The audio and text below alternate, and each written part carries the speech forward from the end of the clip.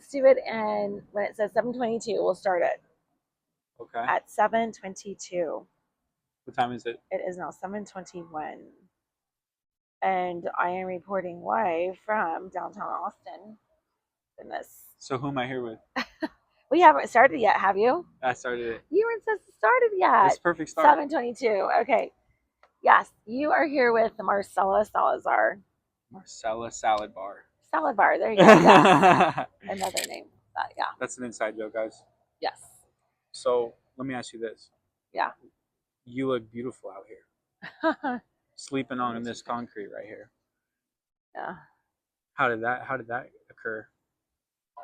Well, that's a very, very, very loaded question. That's through a culmination of many years and different variables and different things that just um, kind of brought that to this place. But I'd say more recently is just mostly not wanting to put up with toxic, um, I guess not wanting to put up with some toxic type of dynamics and relationships. So that is probably why I'm out here, probably more than anything.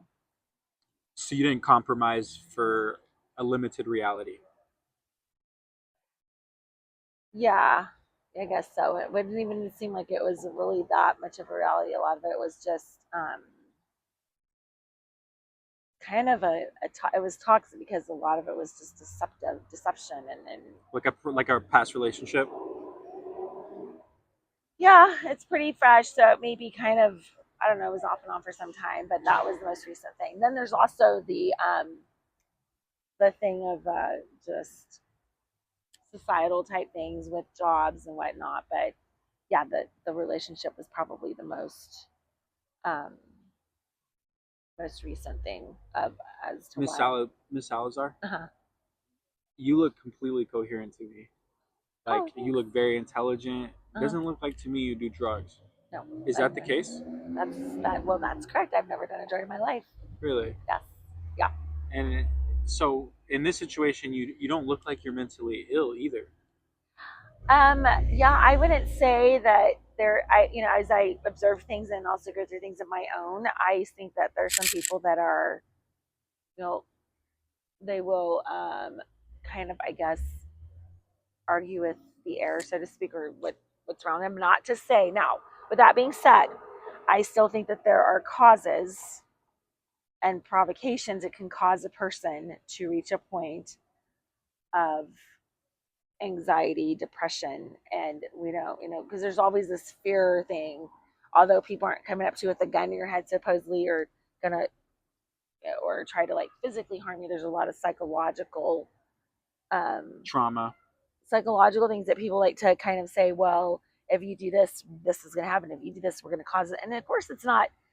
And you compound that on top of already being very financially stressed out. And that exacerbates already, some of the stress already.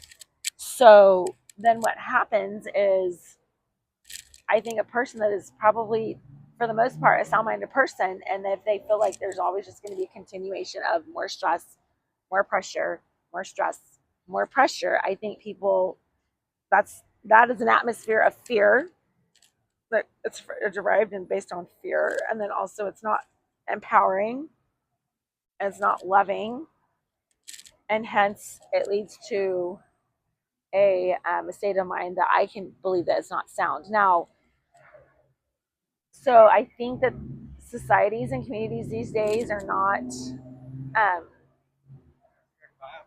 I don't have one. Thinking smoke. Society and communities these days, there's like this kind of undercover, not undercover, but kind of an underlying corruption. That's the brutal truth of it right there. And sometimes people just, it's not a matter of being difficult. It's a matter of, you know, How can we help your circumstance? I think let a person just, we're right here, right side of the library, right? Yeah. In the United States of America, correct? Yes, ma'am. Okay. Well, if you go into library books and study American history, which America is not the America of 1776 like it is or was, but there is this little paper called the Declaration of Independence, and then there's this little phrase that says that people have a right to their life, their liberty, and the pursuit of their happiness. Let that ring correct and true. Mm-hmm. and stop honing in on people and being corrupt about it.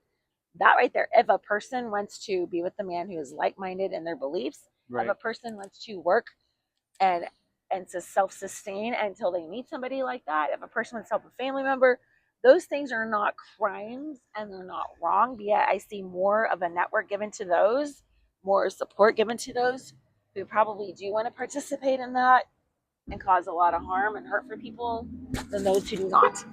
Right. So I think the society and community needs there's a ton of development and growth that it needs to do and stop being corrupt. That's just the truth of it right there. Okay. Um, so So where can we find you if we wanted to help you out? probably in different places. I've known Kelly. We've been intimately homeless. I've been intimately homeless since 2016, 18. And I met her in a shelter. Um, How long have you been on the streets for in this and circumstance? this time around, Yeah, I've just been here since, um, I don't know, probably like a week. a But week this, now. yeah. I haven't seen you out here.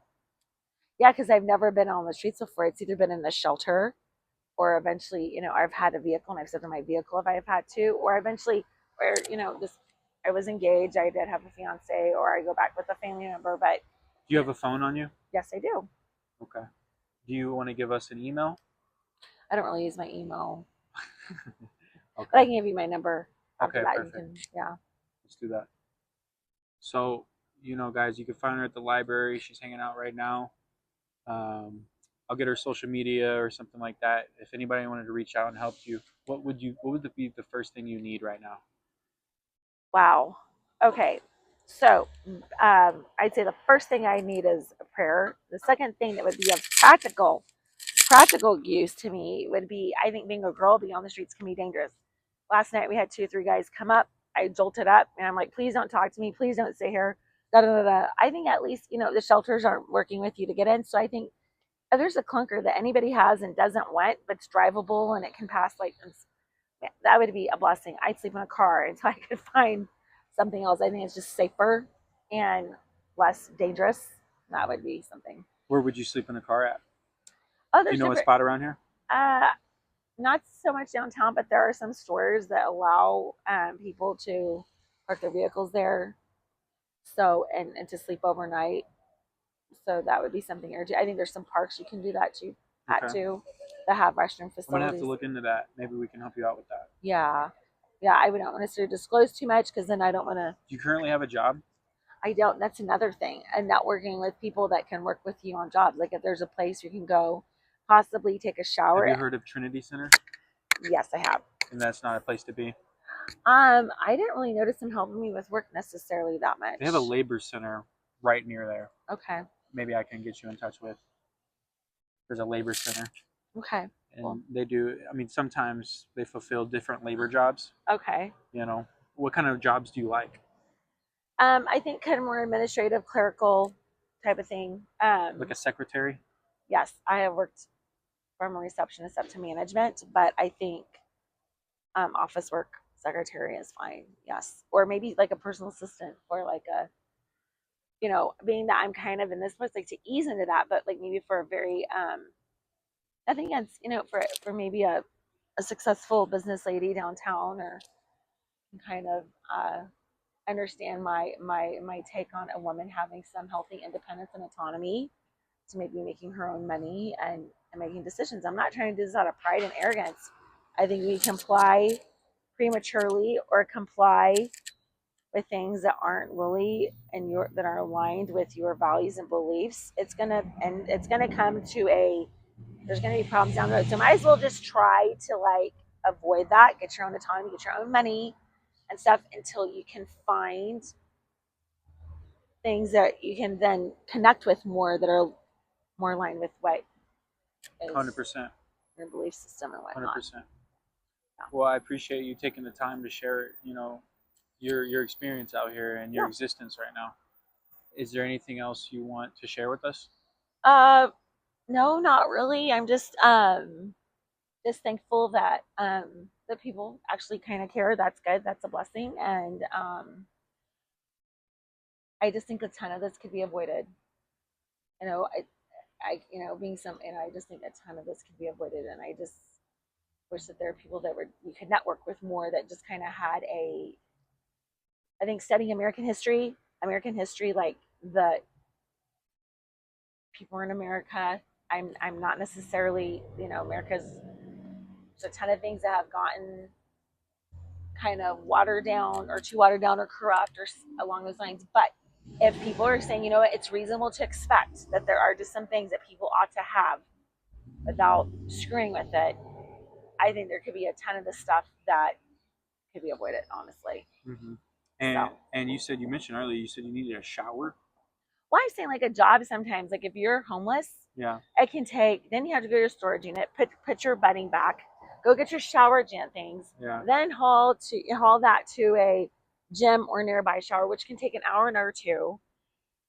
And then after that, take that back, then head to work. I mean, what should be a rather simplistic task, getting up out of bed, jumping out of bed, jumping in the shower, just less than a minute walk. Turns into a whole mission. Yes. And it can be extremely exhausting after a while. Like if there's a job that says, okay, we have showers done in the shower and then just leave that there. And it's hard because I didn't understand all this either. There's a time I grew up in upper middle class America here in Austin.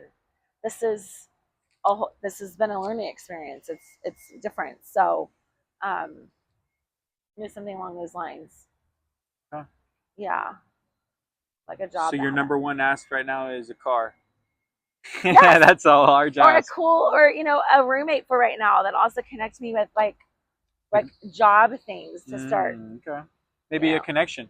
Yes, like so a if job. someone wants to connect with you, do you have a social media, a Facebook? I kind of do. I don't really use that much, but I can give you my number if they reach out to you. Okay. They'll reach out to me and then yes, I connect with you. Yes. Okay. Yeah, you can have my number. Okay, perfect. Yeah. All right. Yeah. Well, we appreciate you. Oh, thank you. God bless you, man. Thank you. Thank you for your interview. Thanks. You're welcome.